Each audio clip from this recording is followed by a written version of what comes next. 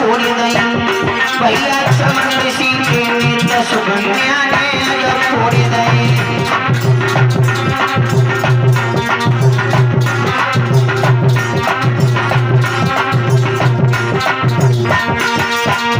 याद रखना आज सुकन्या ने 2 कांटे उठाए। जहाँ महात्मा चमन ऋषि के नेत्र चमक रहे थे जुगनों की तरह, सुकन्या ने कांटे लेकर के सीधे नेत्रों में डाल दिए। एकदम से नेत्र फूट गए, रक्त की धार बह निकली। आज सुकन्या की सहेली कहने लगी, और सुकन्या तूने पता नहीं क्या अनर्थ कर दिया। सुकन्या कहने लगी अपनी सहेली से कि ये बात हमारे तुम्हारे बीच में रहे, ये पिता को नहीं पता चले।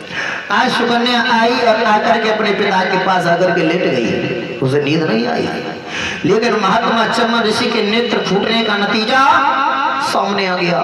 महाराज शरियात की जितनी फौज सो रही थी, सोते सोते बीमार पड़ गई।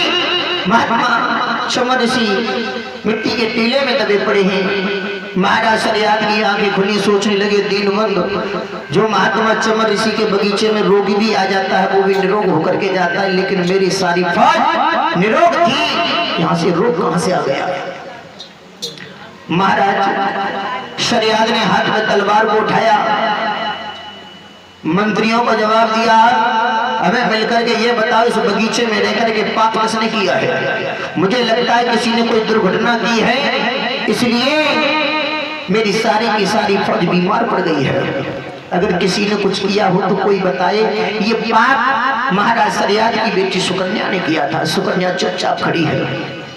तब तक मंत्री ने जवाब दिया, महाराज चमन ऋषि को ढूंढा जाएगा, इस समय वो है कहाँ। बगीचे में पहुंची, क्या देखा महात्मा चमन ऋषि का कुछ पता नहीं है।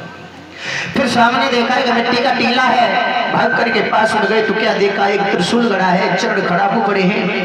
अब तो बहुत जल्दी की महाराज शरियात ने मिट्टी को इधर उधर हटाने का प्रयास किया तो बताया कि पाकर प्रमाणी गतिए को बांधे,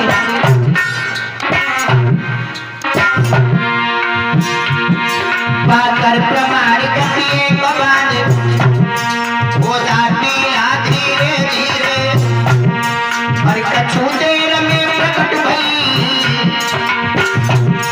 हर कछु देर में प्रकट भई, हर की लीला धीरे धीरे।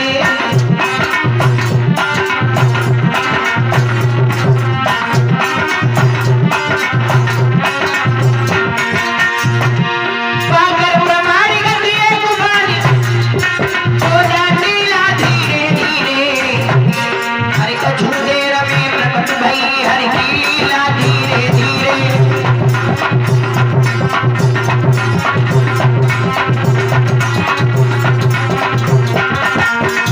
याद रखना भक्तजनों, आज मिट्टी को इधर उधर किया तो महात्मा चमन ऋषि को निकाल लिया।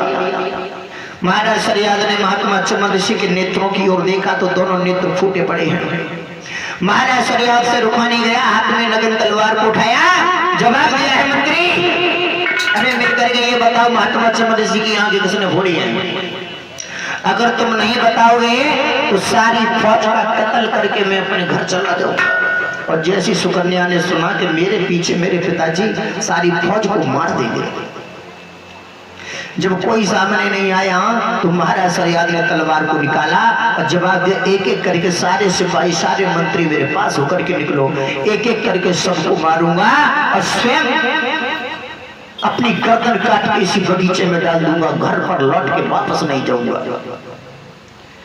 12 वर्ष की